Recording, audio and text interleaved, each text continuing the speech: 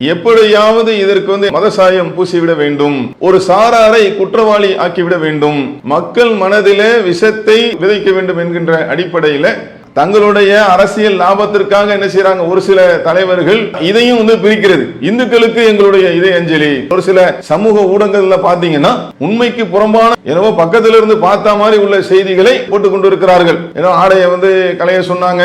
அவங்க எல்லாருமே செத்ததுக்கான காரணம் என்ன அப்படின்னு கேட்டா, அவங்க எந்த ஊர் அப்படிங்கிறது கேட்கப்படவில்லை, அவங்க எந்த லாங்குவேஜ் பேசுவாங்க அப்படிங்கறதெல்லாம் கேட்கல. நீ ஹிந்துவா முஸ்லீமா, அந்த சுன்னத் செஞ்சிருக்கா இல்லையான்னு பார்த்துட்டு யாரெல்லாம் செய்யலையோ அவங்க எல்லாம் ஹிந்து அப்படிங்கிற அடிப்படையில் அவங்கள மட்டுமே கொண்டு இருக்காங்க.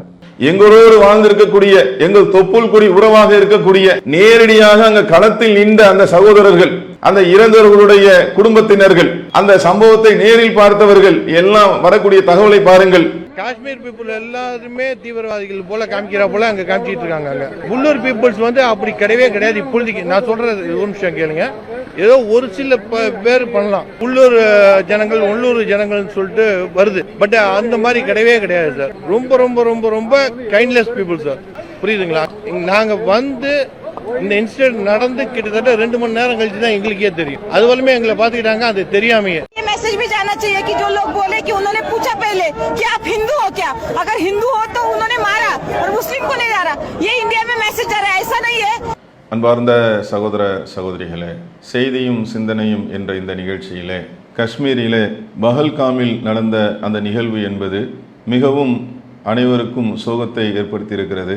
காட்டு மிராண்டிகள் நம்மளுடைய சகோதர சகோதரிகளை கிட்டத்தட்ட 28 பேர்களை எந்தவித ஈவு இரக்கமுமின்றி சுட்டு கொண்டிருக்கிறார்கள்.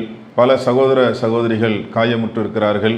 இப்படி நடைபெற்ற இந்த நிகழ்வு என்பது மிகவும் கண்டனத்துக்குரிய ஒன்றாக இருக்கிறது. ஒட்டுமொத்த இந்தியர்களும் இதை நாம் அனைவரும் ஒன்று சேர்ந்து கண்டிக்கத்தக்க ஒன்றாக இருக்கிறது. இதுபோன்று காட்டு மிராண்டி தடத்தை செய்யக்கூடிய அயோக்கியர்கள் யாராக இருந்தாலும், எந்த வடிவத்தில் வந்தாலும், எந்த உருவத்தில் வந்தாலும், எப்படிப்பட்டவர்களாக இருந்தாலும் இது மிகவும் கண்டனத்துக்குரிய ஒரு நிகழ்வாக இருக்கிறது. அனைவரும் ஒன்று சேர்ந்து இந்த மனித விரோதிகளை நாம் அனைவரும் கண்டிக்க கடமைப்பட்டிருக்கிறோம்.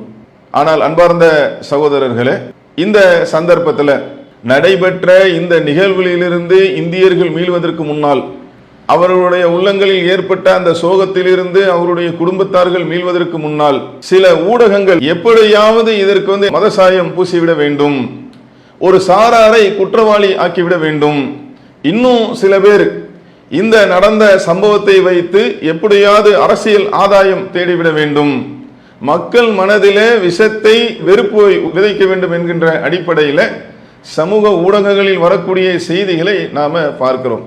அப்ப இப்படிப்பட்ட இந்த சம்பவம் என்பது இந்தியர்கள் அனைவரும் ஒன்று சேர்ந்து நாம கண்டிக்க வேண்டிய ஒன்றாக இருக்கிறது. அப்ப அந்த நடந்த நிகழ்வுல பாருங்க, இந்த நிகழ்வை செய்தவர்கள் கண்டிப்பாக மனிதர்களாக இருக்க முடியாது. ஒட்டுமொத்த இந்தியர்களை நாம் அவர்களை கண்டிக்கின்றோம். அதே போல இந்த நிகழ்வுல முஸ்லிம் ஒருத்தர் இறந்திருக்கிறார். அவருடைய ரோல் என்ன, அவர் எப்படி அங்க வந்தாரு என்றெல்லாம் பார்க்கும்போது சொல்லக்கூடிய செய்திகளை இந்த சமூக ஊடகங்கள்ங்க சில பேர் என்னவோ அங்க நடந்த இடத்துல பக்கத்துல இருந்து பார்த்தா மாதிரி என்ன செய்யறாங்க, உண்மைக்கு புறம்பாக நடந்த நிகழ்வுகளை சித்தரிக்கிறதை நாம் பார்க்கிறோம். என்ன நடந்துச்சோ அதை முழுமையா சொல்லணும்ல. இவர் யாரு? இவர் அங்க உள்ளூர் வாசியாக இருக்கக்கூடிய ஒரு இஸ்லாமியர். இவருடைய தொழில் என்னன்னா அந்த குதிரை சவாரி செய்வாங்கல்ல, அந்த அதை வைத்து இவர் என்ன செய்யறாரு, பிழைப்பு நடத்தி கொண்டு இருக்கிறார். அப்படிப்பட்ட அந்த சகோதரர் திடீரென்று இந்த காட்டு மிராண்டிகள் நம்மளுடைய சகோதரர்கள் மீது தாக்குதல் நடத்தக்கூடிய அந்த சந்தர்ப்பத்தில் எதிரிகளோடு அந்த காட்டு மிராண்டிகளோடு போராடுகிறார். போராடி ஒரு கட்டத்திலே அவர்களால் சுடப்பட்டு தன்னுடைய உயிரையும் இழக்கிறார். இது ஒரு முஸ்லீம் தானே? குதிரை ஓட்டி குறிப்பிட்ட அந்த நபர்களை பார்த்த உடனேயே இவர்கள் வன்முறை செயலில் ஈடுபடக்கூடிய நபர்கள், தீவிரவாதிகள் மக்களை தாக்க வந்திருக்கின்றார்கள் என்று தெரிந்தவுடன் ஒரு தீவிரவாதியின் கையில் இருந்த AK-47 துப்பாக்கியை பறித்து மற்ற தீவிரவாதிகளையும் தாக்குதல் நடத்தக்கூடாது என்று எச்சரிக்கும் துணியில் செயல்பட்டு இருக்கின்றார். அதன் காரணமாகவே இந்த குதிரை ஓட்டியான சையத் அதில் உசேன் என்பவரும் கொடூரமான முறையில் சுட்டுக் கொல்லப்பட்டிருக்கின்றார் என்ற தகவல் தற்போது வெளியாகி இருக்கின்றது. இன்னைக்கு வேற ஒரு இடத்தை நோக்கி திசை திருப்ப பார்க்கிறார்களே, இவர் ஒரு முஸ்லீம் தானே? இன்னும் எத்தனையோ இஸ்லாமியர்கள் அங்கு இருந்தவர்கள் தங்களுடைய தோள்கள் மீது சுமந்து காயம்பட்டவர்களை காப்பாற்றக்கூடிய நிகழ்வு. இதுல நம்ம மிக முக்கியமாக சொல்லக்கூடிய தகவல் என்னன்னு பாத்தீங்கன்னா, நீங்கள் அரசியல் ஆதாயம் தேடுவதற்காக சமூக ஊடகங்களின் வாயிலாக பல்வேறு கருத்துக்களை நீங்க விளைவிக்க முயற்சி செய்தாலும், எங்களோடு வாழ்ந்திருக்கக்கூடிய எங்கள் தொப்புள் கொடி உறவாக இருக்கக்கூடிய நேரடியாக அங்க களத்தில் நின்ற அந்த சகோதரர்கள், அந்த இறந்தவர்களுடைய குடும்பத்தினர்கள், அந்த சம்பவத்தை நேரில் பார்த்தவர்கள் எல்லாம் வரக்கூடிய தகவலை பாருங்கள். காஷ்மீர் பீப்புள் எல்லாருமே தீவிரவாதிகள் போல காமிக்கிற போல அங்க காமிச்சிட்டு இருக்காங்க. அங்க உள்ளூர் பீப்புள்ஸ் வந்து அப்படி கிடையவே கிடையாது. இப்பொழுதைக்கு நான் சொல்றது ஒரு நிமிஷம் கேளுங்க. ஏதோ ஒரு சில பேர் பண்ணலாம், உள்ளூர் ஜனங்கள் உள்ளூர் ஜனங்கள் சொல்லிட்டு வருது. பட் அந்த மாதிரி கிடையவே கிடையாது சார். ரொம்ப ரொம்ப ரொம்ப ரொம்ப கைண்ட்லெஸ் பீப்புள் சார். புரியுதுங்களா? அங்க போதோம்னா நாங்க வந்து இந்த இன்சிடென்ட் நடந்து கிட்டத்தட்ட 2 மணி நேரம் கழிச்சு தான் எங்களுக்கே தெரியும். அதுவரையுமே எங்களை பார்த்துக்கிட்டாங்க, அது தெரியாமையே. அந்த அனைத்து மக்களும், அங்குள்ள உள்ளூர்வாசிகள் அனைவரும் எங்களை காப்பாற்றினார்கள். எங்களுக்காக களம் இறங்கி வந்து எங்களுக்காக உதவிகளை செய்தார்கள், எங்களை தோளில் சுமந்தார்கள், எங்களுக்காக பல்வேறு உதவிகளை அவர்கள் வந்து செய்தார்கள் என்று பல செய்திகள் வந்த வண்ணம் இருக்கிறது. आईफोन था ये भैया ने हमको ऊपर लेके गया, यही भैया ने फिर से जाके इसको लेके आया। उनका जो सामान पूरा है, सामान पूरा है, कश्मीर के बारे में क्या कहना चाहते हो? बहुत ऐसा कोई जगह में हो नहीं सकता, कश्मीर है तो हुआ। Thank you so much. அங்க உள்ள பேப்பர் பாத்தீங்க அப்படின்னா, அதுல வரக்கூடிய முதல் பக்கம் என்பது கருப்புல பிரிண்ட் பண்ணி அவர்கள் அனைவருமே தங்களுடைய எதிர்ப்பை வந்து காட்டுறாங்க. அதே போல அங்க உள்ள உள்ளூர் வாசிகள் மெழுகுவர்த்தி ஏந்தி தங்களுடைய அந்த கண்டனத்தை, யார் வந்து இந்த செயலை செய்தார்களோ அந்த காட்டு மிராண்டிகள் கண்டிப்பாக தண்டிக்கப்பட வேண்டும். இதுல யாருக்கும் எந்த விதமான மாற்று கருத்தும் இல்லை. இதை வந்து அவங்களும் வந்து கண்டிக்கிறாங்க. அவங்க கேள்வி எழுப்புறாங்க, எப்ப நடந்த நிகழ்வு இப்படி இருக்க நீங்க இல்லாததை பொல்லாததை ஏன் சொல்றீங்க? நாங்க வந்து கண்டிக்க தானே செய்யறோம். எங்களுடைய மனநிலை இதுதானே. இந்த நிகழ்வு என்பது நடந்திருக்க கூடாது. இப்படி யார் செய்தார்களோ அவங்களை கண்டிக்கணும். அப்பாவி மக்களை கொண்டொழிக்கக்கூடிய இந்த நிகழ்வு என்பதை இஸ்லாமியர்கள் யாரும் என்ன செய்ய மாட்டாங்க, ஏற்றுக்கொள்ளப்பட மாட்டார்கள். ஏன்னா இஸ்லாம் அப்படி போதிக்கல. ஒரு மனிதரை வாழ வைத்தவர் எல்லா மனிதரையும் வாழ வைத்தவர் போலாவார் என்றுதான் திருமறை குர்ஆன் பேசுகிறது. இதை கடைபிடிக்கக்கூடிய முஸ்லிம்கள், இஸ்லாமிகள் ஒருத்தர் கூட என்ன செய்யல, இதை ஆதரிக்கவில்லை. அப்ப இந்த சந்தர்ப்பத்தில் கூட ஒரு மனித நேயமற்ற என்ன செய்யறாங்க, தங்களுடைய வளத்தை பெருக்கிக் கொள்வதற்கு, தங்களுடைய அரசியல் ஆதாயத்தை வந்து தேடுவதற்கு இதெல்லாம் வந்து ஒரு பொழப்பாங்க. இப்படி எல்லாம் வந்து நடக்கக்கூடிய ஒரு நிகழ்வு. அங்க வந்து அந்த குடும்பத்தார்கள் அவருடைய நிலையெல்லாம் நம்ம பார்க்கும் பொழுது, புதுமண தம்பதிகள் அவங்களுடைய கணவர் இறந்திருக்கிறார், அந்த மனைவி படக்கூடிய அந்த பாடுகள் எல்லாம் செய்தியாக வருகிறது. கண் முன்னாலே தன்னுடைய கணவரை இழந்த ஒரு மனைவி அவங்க பேட்டி கொடுக்கிறாங்க. இதையெல்லாம் பார்க்கும்போது உள்ளமெல்லாம் பதறுகிறது, வருத்தம் அளிக்கிறது. ये मैसेज भी जाना चाहिए कि जो लोग बोले कि उन्होंने पूछा पहले कि आप हिंदू हो क्या, अगर हिंदू हो तो उन्होंने मारा और मुस्लिम को नहीं मारा। ये इंडिया में मैसेज जा रहा है, ऐसा नहीं है। मैं सुबह से कश्मीर में घूम रही हूँ, मैं एक हिंदू हूँ, लेकिन मुस्लिम भाई हमारे कंधों से कंधे मिला के हमारे साथ खड़े हैं और उनको ना हिंदू से खतरा हो रहा है, ना हम लोगों को मुस्लिम से खतरा हो रहा है। ये सब उन लोगों को करना है और हमको भारतीय होने के नाते ये सब उनका जो इच्छा है कि यहाँ पे कश्मीर में लोग नहीं आना चाहिए, वो बताना चाहिए कि हर कश्मीरी, वो हिंदू हो या मुस्लिम हो, वो पर्यटकों के साथ है। हमारे ड्राइवर है, हमारे ड्राइवर यहाँ पे है, हमारे ड्राइवर यहाँ पे। जब ये हो गया तो हम डर गए क्योंकि घर से फोन आने लगे। यहाँ पे तो हमारा फोन भी नहीं लगता, यहाँ पे अलग सिम कार्ड लेना पड़ता है पोस्टपेड। तो घर वाले पैनिक हो रहे थे, तो भाई ने हमें बोला कि एक बार हम हमारी जान दे देंगे लेकिन आपके जान को कुछ खतरा नहीं होने देंगे। ये भाईचारा है, ये इंडिया का, भारत का भाईचारा आबाद रहना चाहिए, भारत अखंड रहना चाहिए, ऐसा हमें लगता है। அவர்களுக்காக நம்ம வந்து கடவுளத்தில் பிரார்த்தனை செய்து கொண்டு இருக்கிறோம். அந்த யாரெல்லாம் இந்த தாக்குதலை நடத்தார்களோ அவர்களுக்கு எதிராக அவங்க வந்து கண்டிப்பாக தண்டிக்கப்பட வேண்டும் என்பதை நாம அனைவரும் எதிர்பார்க்கிறோம். இந்த மாதிரி நேரத்தில் ஒரு சில சமூக ஊடகங்கள்ல பாத்தீங்கன்னா உண்மைக்கு புறம்பான செய்திகளை போடக்கூடியவர்களாகவே, எனவே பக்கத்தில் இருந்து பார்த்தா மாதிரி உள்ள செய்திகளை அவர்கள் வந்து போட்டுக் கொண்டு இருக்கிறார்கள். ஏன்னா ஆடையை வந்து கலைய சொன்னாங்க, இது போன்று பல்வேறு செய்திகள் என்ன செய்யறாங்க, போடுகிறார்கள். அவங்க எல்லாருமே செத்ததுக்கான காரணம் என்ன அப்படின்னு கேட்டா, சுற்றுலா பயணிகளாக வந்தது அப்படிங்கிறது மட்டும் கிடையாது. அவங்க எந்த ஊர் அப்படிங்கிறது கேட்கப்படவில்லை, அவங்க எந்த லாங்குவேஜ் பேசுவாங்க அப்படிங்கிறதெல்லாம் கேட்கல.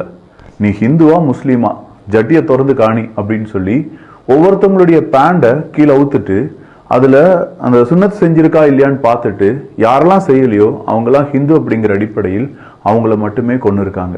இப்ப இந்த சந்தர்ப்பத்தில் நம்ம புரிந்து கொள்ள வேண்டிய செய்தி என்னன்னா, இது போன்ற விஷயங்களுக்கு நாம் இடம் கொடுக்காமல் ஒட்டுமொத்த இந்தியர்களும் ஒன்று திரண்டு இந்த குற்றவாளிகளுக்கு எதிராக, அயோக்கியர்களுக்கு எதிராக, காட்டு மிராண்டிகளுக்கு எதிராக இவர்கள் அனைவரும் கண்டிப்பாக தண்டிக்கப்பட வேண்டும் என்ற கோரிக்கையில நாம ஒன்றுபட்டு இவர்கள் நாம எதிர்க்க வேண்டும்.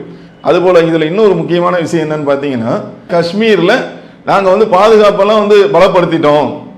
ஒன்றிய அரசாங்கம் சொன்னது என்ன, நீங்க எல்லாம் செய்யலாம், தாராளமா நீங்க சுற்றுலா பயணிகள் நீங்க வரலாம், காஷ்மீருக்கு வரலாம். அந்த அடிப்படையில் தானே வந்தாங்க. இப்ப இவ்வளவு பெரிய நிகழ்வு நடந்திருக்கிறது. காவல்துறை என்ன செய்தது, உளவுத்துறை என்ன செய்தது, அதை கட்டுப்பாட்டில் வைத்திருக்கக்கூடிய அமைச்சர்கள் என்ன செய்தார்கள், பல கேள்வி வருதா இல்லையா? ஏன்னா காஷ்மீர் என்பது முழு நேரம் கண்காணிப்பில் இருக்கக்கூடிய ஒரு பகுதி என்று சொல்லப்படுகிறது. நாடுகளுடைய ஒரு எல்லை கோடாக அது இருக்கிறது. அப்ப அந்த இடத்துல தீவிர கண்காணிப்பு இருக்கிறது என்றெல்லாம் சொல்லப்படுகிறது. இப்ப இந்த மாதிரி ஒரு நிகழ்வு, நம்மளுடைய சகோதரி 28 பேர் இழந்திருக்கிறார்களே, அதுக்கு இந்த ஒன்றிய அரசாங்கம் என்ன செய்யணும், பதில் சொல்ல வேண்டும் இல்லவா? அதை விட்டுட்டு ஒரு ராணுவ ஜெனரல் அவங்க பேட்டி கொடுக்கறாங்க. கிட்டத்தட்ட 9 பெட்டாலியன் இருக்க வேண்டிய அந்த இடத்துல அந்த பகுதி இருக்குல்ல, காஷ்மீர்ல பகல்காம் என்று சொல்லக்கூடிய அந்த பகுதியில் 2 பேர் தான் இருக்கிறாங்க. பாதுகாப்புல ஏற்பட்ட அந்த குறை இருக்கிறதே, அது மிகப்பெரிய ஒன்றாக இருக்கிறது.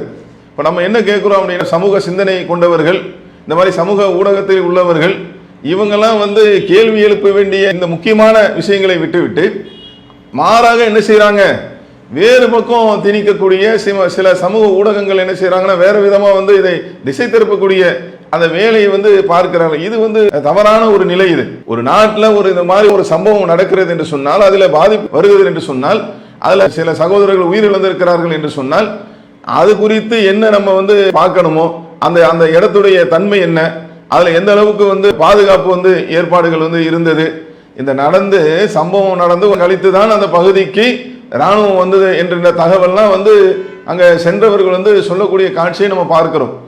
அப்ப இந்த மாதிரி ஆரோக்கியமான சில கேள்விகளை எழுப்புவதன் மூலமாகத்தான் என்ன செய்ய முடியும், இது மாதிரி நடக்காம நம்மளுடைய இந்த நாட்டை பாதுகாப்பு மிக்கதாக மிக கண்காணிக்க வேண்டும், அதை பார்க்க வேண்டும். இதுல பாதிக்கப்பட்ட அந்த குடும்பத்தை சார்ந்தவர்கள், அதுல ஒரு அம்மா சொல்றாங்க, எங்களுடைய பிள்ளை இறந்திருக்கிறார்கள், அங்க யாரெல்லாம் கொல்லப்பட்டு இருக்கிறார்களோ அவர்களுக்கு எல்லாமே எங்களுடைய இதய அஞ்சலி. ஒட்டுமொத்தமா என்ன பார்க்கறாங்க, அனைவரும் கொல்லப்பட்டு இருக்கிறார்கள், அனைத்துமே மனித உயிர்கள், இது மாதிரி நடந்திருக்க கூடாது, நடந்து விட்டது. இப்போ நாங்க என்ன செய்யறோம்னா, அனைவருக்குமே எங்களுடைய இதய அஞ்சலியை நாங்கள் செலுத்துகிறோம் என்கின்ற அந்த தகவல் என்ன செய்யறாங்க, யார் அந்த கொல்லப்பட்டார்களோ அவங்களுடைய குடும்பத்தார் சொல்லக்கூடியதை நாம் பார்க்கிறோம். இதாங்க மனித நேயம். ஆனா தங்களுடைய அரசியல் லாபத்திற்காக என்ன செய்யறாங்க, ஒரு சில தலைவர்கள் இந்த மத வெறுப்பை ஏற்படுத்தும் விதமாக இதையும் பிரிக்கிறது. இந்துக்களுக்கு எங்களுடைய இதய அஞ்சலி என்று எந்த நேரத்தில் பாருங்க, இப்படி ஒரு அநியாயமான ஒரு நிகழ்வு நடந்திருக்கிறது. நம்மளுடைய சகோதரர்கள் கொல்லப்பட்டிருக்கிறார்கள். இது வேதனையான ஒரு விஷயமா இருக்கு. யாரு செஞ்சானா அவனை கண்டிப்பா என்ன செய்யணும், தண்டிக்க வேண்டும், அவர்களுக்கு கடுமையான தண்டனைகள் கொடுக்க வேண்டும், அதுல நமக்கு மாற்று கருத்து இல்லை. ஆனா இது அரசியல் செய்யற நேரமா இது? இதை வைத்துக் கொண்டு என்ன செய்யறாங்க, சில பேர் அரசியல் செய்து கொண்டு இருக்கிறார்கள். இது நல்ல போக்கு அல்ல. இது மாதிரி ஒரு நிகழ்வு வராமல் இருப்பதற்கு மத்திய அரசாங்கம் தங்களுடைய அந்த பாதுகாப்பு துறையை அவர்கள் பலப்படுத்த வேண்டும். இது போன்று வேறு ஒன்று நிகழ்வு நடக்காமல் இருப்பதற்கு இவர்கள் மக்களிடத்தில் உறுதியளிக்க வேண்டும் என்பதை சொல்லி இந்த நிகழ்ச்சியை நிறைவு செய்கிறோம். அஸ்ஸலாமு அலைக்கும் வரஹ்மத்துல்லாஹி வபரகாத்துஹு. அல்லாஹு அக்பர். அல்லாஹ்